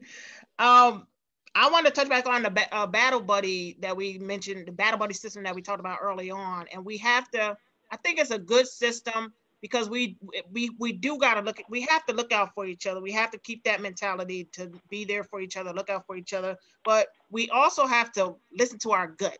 I think we already talked on this a couple of times. We got to listen to our intuition. We got to listen to that spirit that tell us, hey, something ain't right about that person. So every battle buddy ain't really a battle buddy. Like Bridget said, it could be a predator in disguise.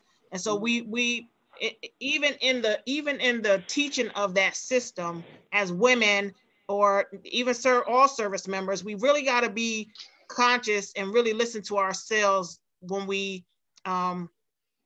picking our battle buddies. When we're picking our battle buddies, we really got to listen to ourselves. We know the hairs on the back of your neck will stand up and somebody come around, they ain't right. We know we all got that sixth sense about ourselves that say something ain't right about that person. Yeah. And we gotta be able to call to listen to ourselves and follow our own instincts in that regards. And I think sometimes as women, we don't do that nearly enough. Thank you. Melissa?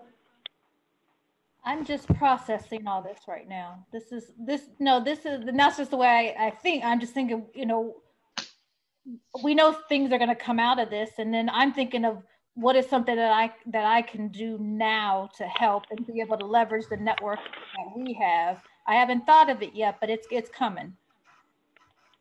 We know something, and we know that what you are for sure is a connector and collaborator. I just really appreciate your sisterhood.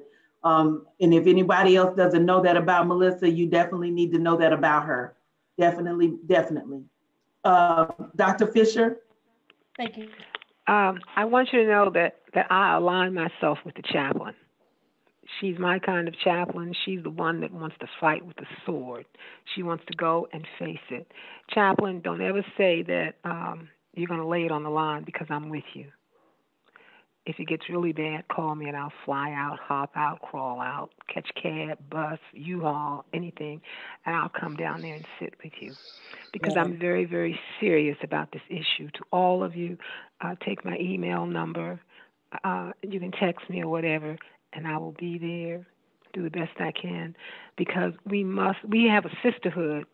And I want you to know, Tiffany has been with me, Tiffany and Brenda's not on the line, have been with me through my hardest time. Tiffany has prayed many a day to give me heart and support.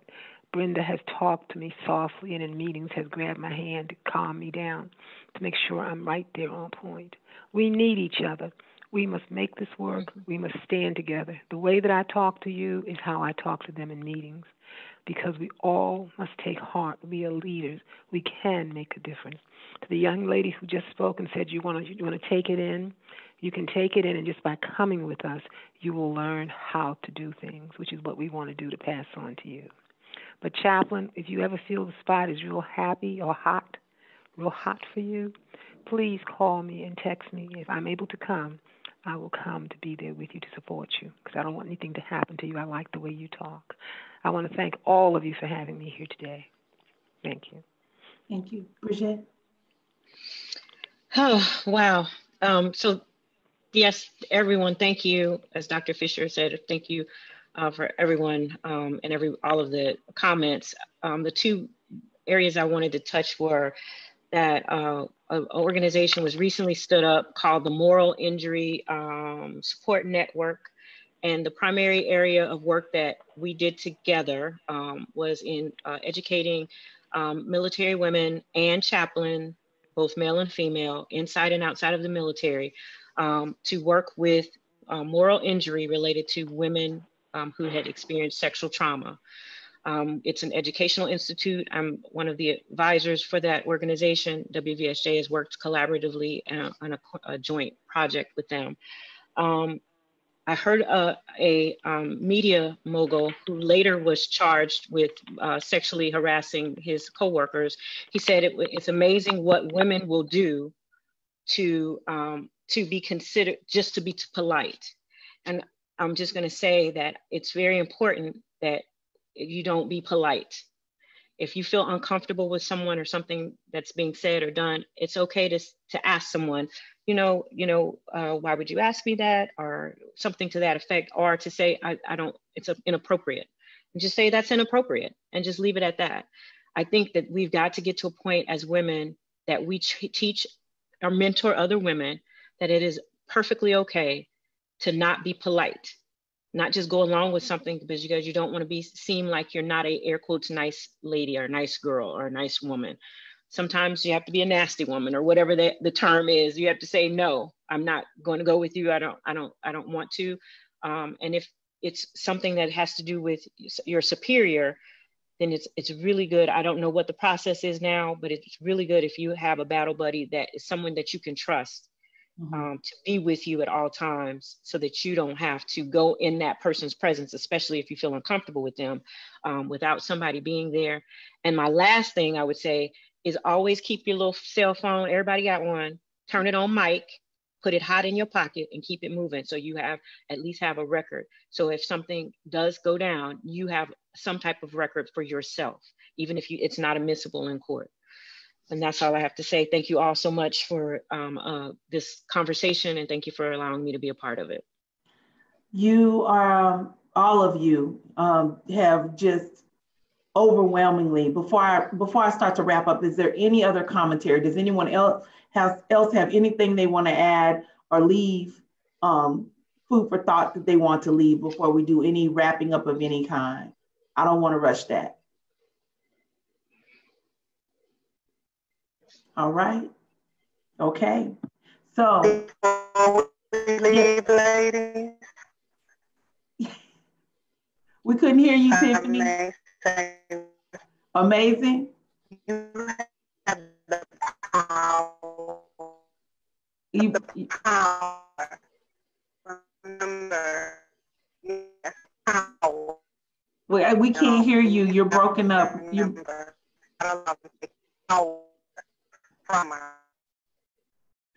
broken up, but I'm thinking what I thought you heard, what you said, but okay, we can hear you now.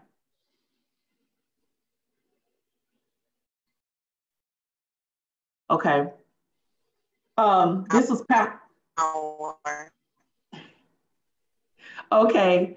Well, we can't. Okay, so what we'll do is we'll follow up. We are almost to the 10 minutes, we're 9 minutes out. We knew this was gonna be a deep conversation. A couple of things stood out to me. And a lot of these nuggets came out of so much conversation. What's your best and highest contribution? Where can you start to make a difference, right? And correct me if I'm off path, but that really resonated with me. Where can you add value? What role can you play? And no role, if I understand what we've shared today is big or is too big or too small. And it's not about being the face of a movement. It's about your action in assisting in making a difference within that movement. And we have to work inside and we have to work outside of the gate. Meaning your service doesn't stop because of the fact that you separate from service. Once that ends, that's just the end of a very long, fruitful, hopefully fruitful moment in time for your life. There is life after.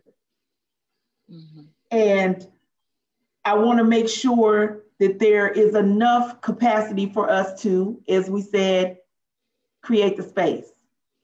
I mean, there's so many nuggets. I'm gonna need you to look, Bridget, I'm gonna need you to write that down so we can put that in the chat so we can get that note later for creating space. Oh yeah, absolutely. And also, there was a moment in time where we opened up the floodgates and said, all women, y'all come down. Y'all can be in any area you want to be in. But what we did not do was prepare those cultures properly to shift and change. And then here we have a bigger problem. So there was already a systemic issue, but we did not address and prepare cultures that were already deeply saturated and rooted in who they were. And we just opened up the floodgates and say, hey, you want in? Come on in. But there was no preparation. So that's another thing. This is session 1. So I'm going to throw it out there. Redefining You Foundation, we have no problem creating multiple sessions, bringing multiple new speakers to the table if you're interested in doing that, or one of our other sisters who want to take on the baton. And this is a relay race, y'all. We are running a very long marathon. But if any of you out there or on this call want to lead session 2, please, let's keep it going. So we definitely don't mind bringing folks together and convening and having conversations. I've got I've got Alfie Alvarado, my director of my Washington State of Department of Veterans Affairs, on my watch party, and she wants to talk about some actions. Thank you so much, Alfie. Thank you so much. So what does that mean? Is that another state rep? Is that another? Is there who else needs to be a part of these conversations? Redefining You Foundation doesn't mind convening all of our great sisters and their missions and bringing everybody to the table. We are a catalyst for connection. That's what we do. So that's why I'm so glad that we were able to, it's not about whatever that is, or as you said earlier, Bridget, the organization. We're gonna put that down. It's about the goal, the cause. And so we have to be able to be collaborative. So it could be us having session 2 and doing another session, and you all thinking of who we need to invite to have this conversation with, or any of you could say, hey, Shelly, I got the next one. We're in it for the long haul. This is a marathon, not a sprint. And you definitely we have to be built for endurance. I hear on here that Master Sergeant Brown is watching on Facebook Live. I want to honor some of these chat conversations going on. This chat is hot. Tiffany did say we must not allow them to take our power. Now we know we have a sisterhood to assist one another. Going back to Lila's earlier commentary, she said that there's a small ladies group. Vera Smalls. Okay, Vera Smalls. Active, and I think she should need to be in the next conversation. She runs the Women Veteran Enterprise Center up there in Dallas, Texas. Okay, so we need to bring her on to the table. Christopher Mansfield Jr. has made several comments around some of the things that he's addressed. He wants us to keep in mind some can't differentiate when they are being in the line of falling a victim. To Bridget's point, they don't know about the rape because of the environment that they were brought up to. You all can read it if you can see the chat.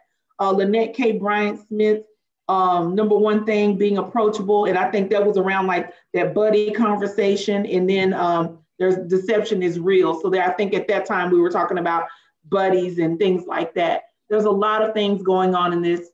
This conversation is not over. What we've done is we've ignited yet another spark. Educating and informing about the coalitions and the groups. We will definitely share that out. If you have it, sisters, just send it to us and email it to us or whatever. You have my email, send it to us and we will share it out. I know I won't be able to make the march, Dr. Fisher, but we'll share it out. And there are people I know on the East Coast that will gladly go and join. So let's do what we can do, what we can bring to the table. This is our best and highest contribution. This is session 1. We're gonna have another session. It's not over. Yes, hey, ma'am. Shelley, Yes, Bridget. I added into the chat a song that I created a couple of years ago for just anyone who's experienced any type of loss, or but specifically for the military sexual trauma community. And okay. So I've shared it. Warrior Songs was produced it. And they also did a CD last year, which won awards nationally for women veterans' voices. And so we've had quite a few women that came on and wrote music that was put together and put on the CD. And it was the first one that's ever been done. So it's all the voices of different styles of music and all that other stuff is on this other CD. But this one was written just for, you know, for women to sing together, to be together, to say, you know, in solidarity, we support each other. You're not alone. So. Can you email that to us as well on the email group that we started? Okay, I can do that. Dr. Fisher? Yes, what I wanted to say was that when you send me things for another meeting, I will send it to the VA Women's Center. Tiffany was on the call with me, so that they can be aware of it and get people to come, so they can invite people on. And also I wanted to go up to the Assistant Secretary to know that we are organizing, especially the way that you are, so that we can get more people involved in what you are doing. This must be broken out. That's what we can offer you as Women Veterans United Committee Incorporated. Thank you very much. As well as get them to speak. You need speakers from them to come online and talk about whatever it is you need talking about. Okay. We'll support you with that. Thank you so much. And Woven needs to be a group we bring into the conversation. Thank you, Lila. Yes, I was thinking about them this morning when I saw that they were doing their peer leader training, because I'm trying to get on board so we can have some more peer leaders here in Washington State. Thank you all. This live, we have 2 minutes left, but we're gonna wrap early, but this will be this link. Once we receive the recording, Eve will email out the link to each and every one of you on the call. If you were not on our initial email, make sure that you drop your email in the chat. And that way the pre-recording or the recorded version of this, you can share out. If you want to share this out as well, feel free to do so. Whatever space you sit in, whatever your platform is, whatever table you are blessed to sit at, use your voice, advocate. We know that there's a systemic problem. We're very aware of it. We know what we call it. And so we call it out, and we are using our platforms for good, for change.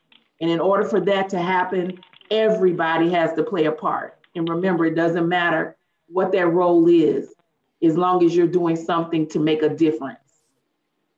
So thank you all so much. Thank you for joining us. This is Redefining You Foundation signing off for session 1, but look forward to session 2. We want to be a little bit more organized and set up for success so that we can continue the conversation. Thank you all for joining us. Ladies, stay on the line. We are wrapping. Thank you for joining us. Thank you. Thank you, everyone. Thank you.